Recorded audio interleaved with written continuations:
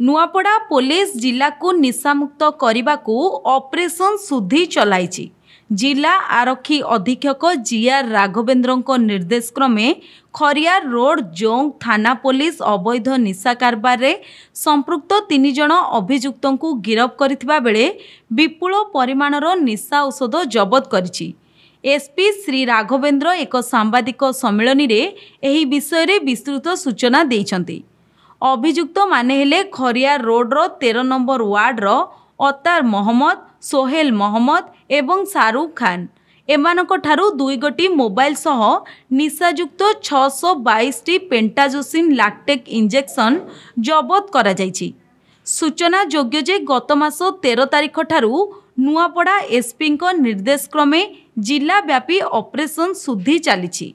जिला व्यापी भिन्न भिन्न जगार अवैध निशा कारोबार उपरे चढ़ाऊ करी बेआईन ड्रग्स, मद, गंजेई, कफ सिरप आदि पुलिस जबत करुछि।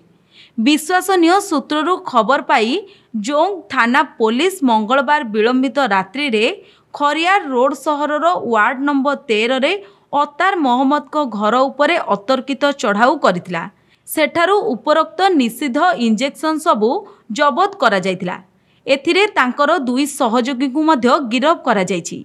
एमानक विरुद्ध रे केस नंबर 85/25 अनुसार 21/11/29 धारा रे गिरफ्त करा जाई बुधवार संध्यारे नुआपड़ा कोर्ट को चालाण करा जायछि।